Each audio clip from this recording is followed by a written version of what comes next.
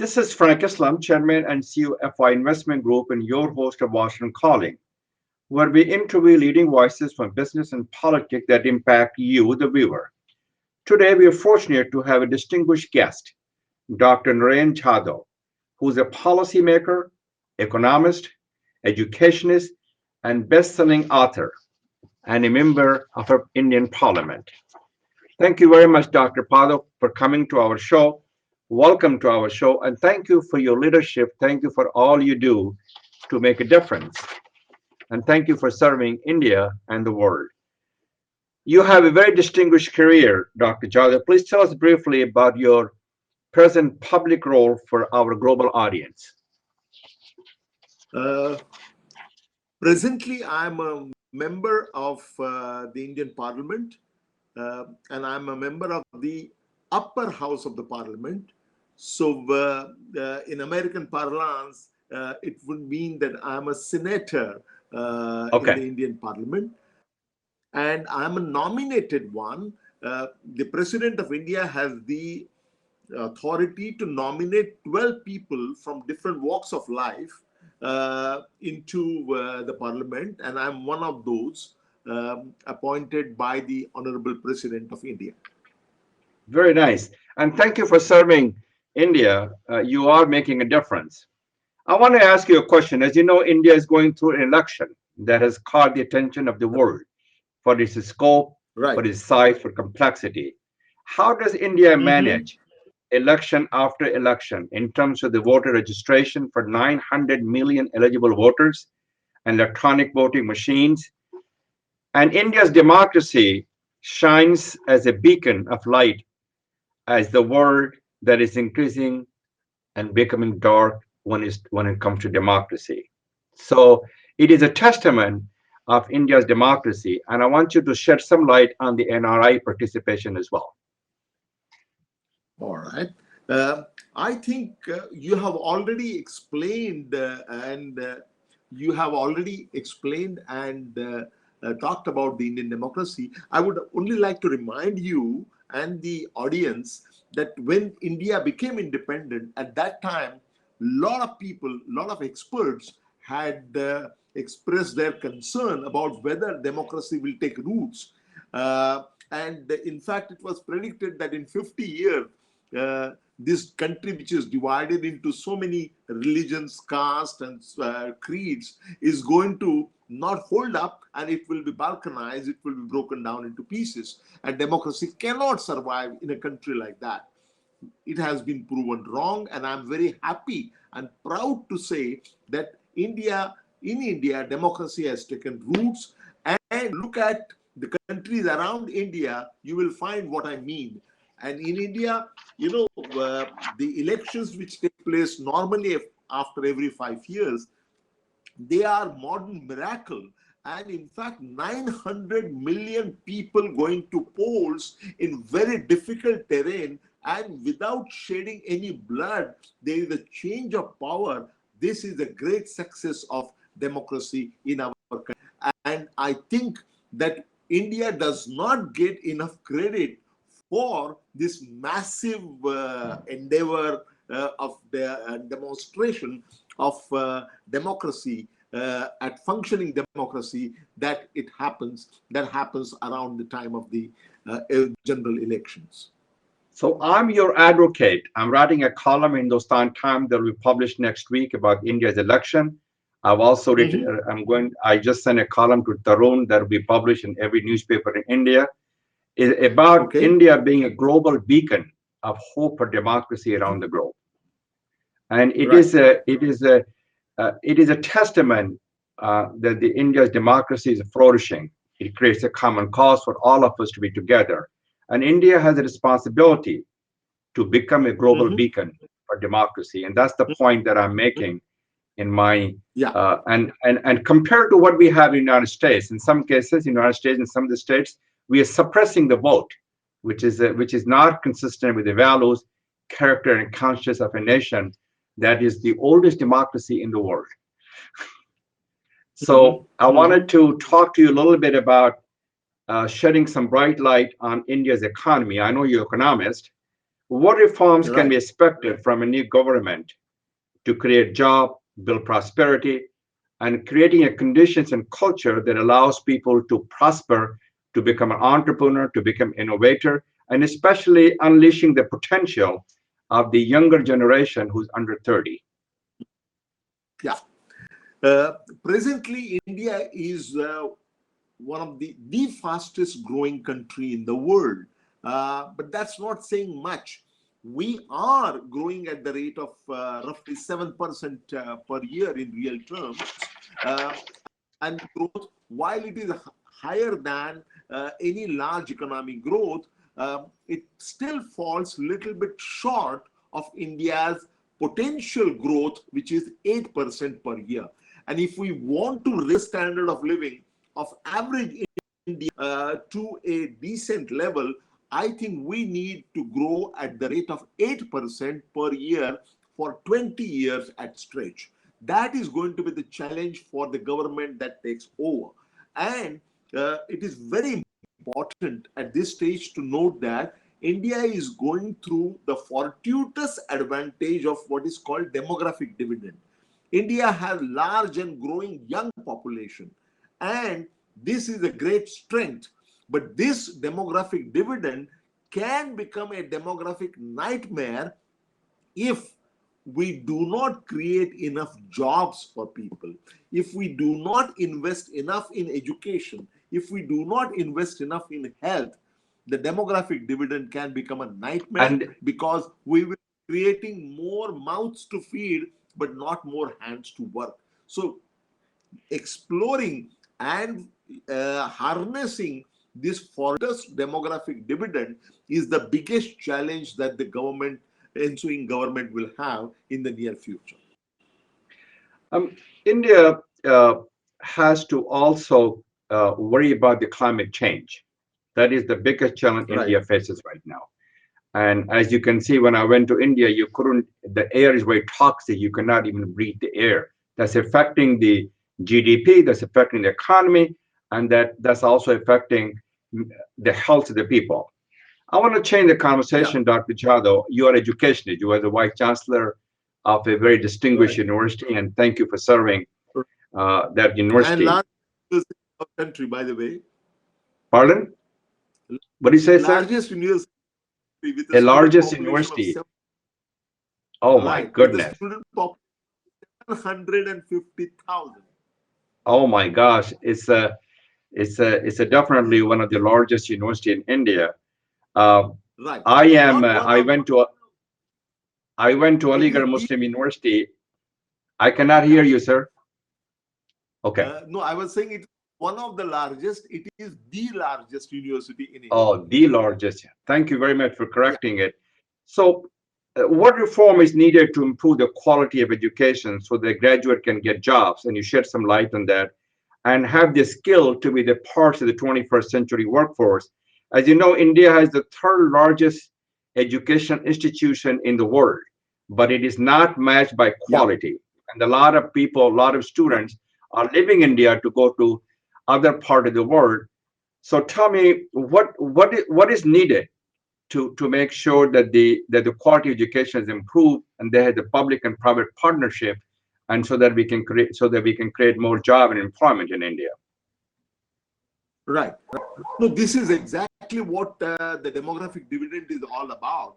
Although we have the third largest education system in the world, as you very rightly said, there is a lot of scope for improving the quality of education at all levels.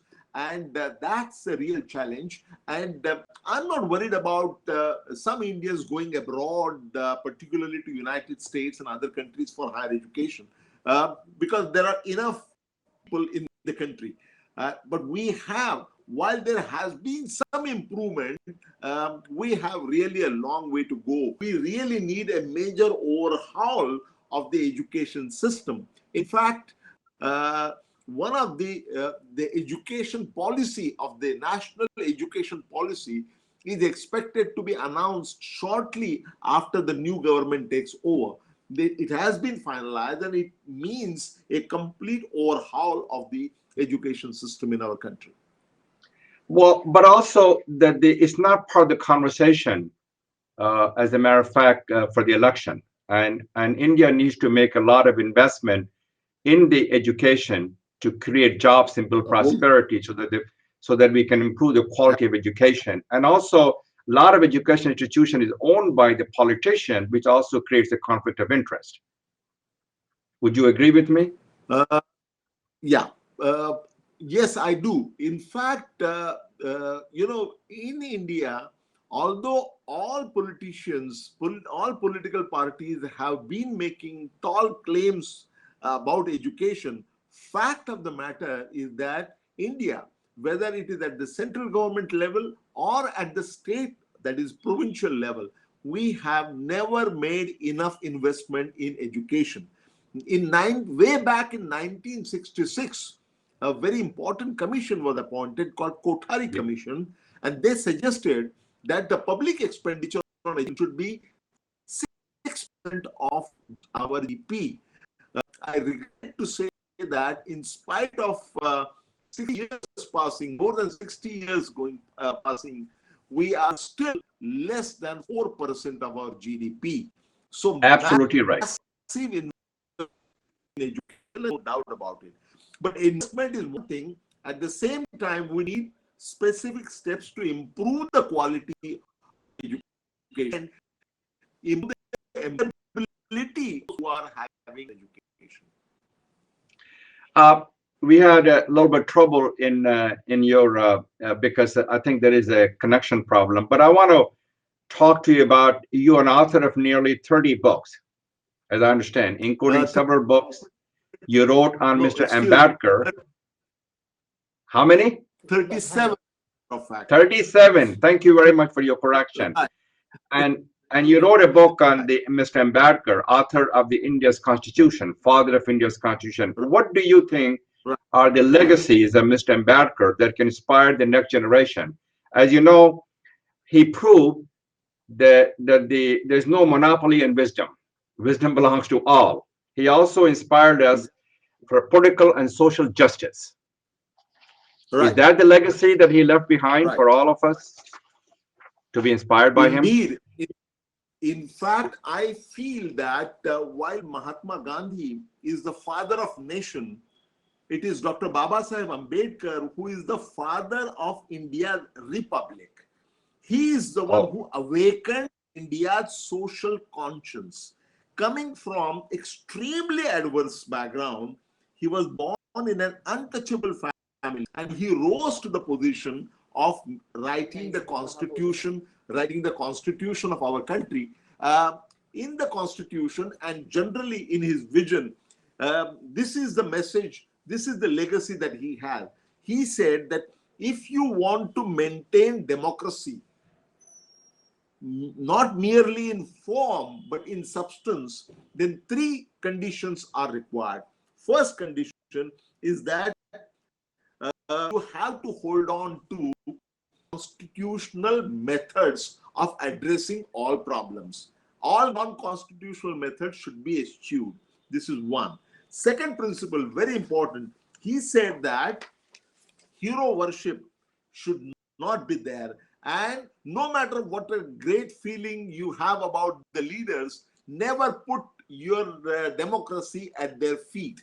And he said that bhakti, the hero worship, may be a path to salvation in terms of religion, but in democracy, it would certainly lead to a dictatorship.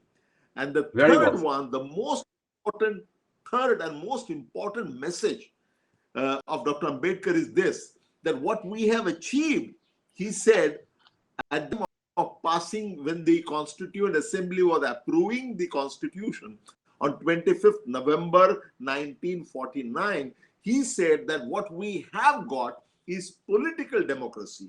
And this political democracy must be converted into a social and economic democracy Very well said. for sustainability. If you keep it only to political democracy, it cannot sustain itself. In fact, I am tempted to give his full quote, but I do not know whether we have time. He said that on January 26, 1950, we are going to enter into a life of contradictions. In politics, we will have equality, and in social and economic life, we will have increasingly inequality. In politics, we'll be recognizing the principle of one man, one vote, and one vote, one value. In our social and economic life, we shall, by reason of our social and economic structure, continue to deny the principle of one man, one value. How long, he said, how long can we continue to live with this contradiction? He said that we must remove this contradiction at the earliest. Those who suffer from inequality will blow up the structure of political democracy which this constituent assembly had so laboriously built, unquote. I think that is the essence of legacy of Dr. Babasaheb Ambedkar. Very well articulated, very eloquent expression. As I understand, you went to the school in the United States in Indiana, and I live in Washington, D.C. So, yeah. What are your thoughts on the current state of the India-U.S. relationship and the contributions of India diaspora in this relationship, and how can India achieve its fullest potential? Do you think the U.S.-India relationship on a steady trajectory? And as you know, we have a shared interest and shared values. The United States and India, democracy and diversity are the two things that binds us together as an American and as an Indian. So, and as President Obama said, and I went with President Obama to India, he says it will be a defining moment of this century. So, do you think the relationship is still being defined? Well, the Indo-US relationship has gone through many ups and downs, but I think it is now very steady. Basically, United States is the largest democracy, whereas India is the most populous democracy. We share the same set of values, and therefore we must have very strong relationship between countries. So these two ties, the ties between the two, need to be strengthened. Now, what can Indian diaspora, what role can they play in strengthening this tie-up between India and United States? Several things. Lots of things are happening already, but in the field of research and development, in the field of higher education, in the field of entrepreneurial development, and of course in the field of politics, there is a lot of ties has to happen. And today there are lots of days of transnational migration. There are first generation American who are having one foot in America and other foot in India. And I think this needs to be encouraged more in terms of the startups, in terms of NGOs, and in terms of think tanks, collaborative research. Also, among the companies and the business ties, the Indian diaspora can play a major role in strengthening the ties, including by their effective participation in local politics in the United States. Very well said. So the Indian diaspora has the capability, the capacity, and the responsibility to help India achieve its fullest potential, not only in healthcare or climate, also providing seed money, innovations, entrepreneurship, creating a job, and also in education. I think you said it very well. And I hope you can come to the United States to tell our India diaspora what they need to do. And they're very strong, and they're vibrant, they're resilient, they do a good job, and I'm very proud of them. I am one of the Indian diaspora who take a lot of pride in our heritage. So thank you very much. For the time being. Thank you very much, Dr. Jadhav, and thank you very much for watching the show. This is Frank Islam wishing you a great week.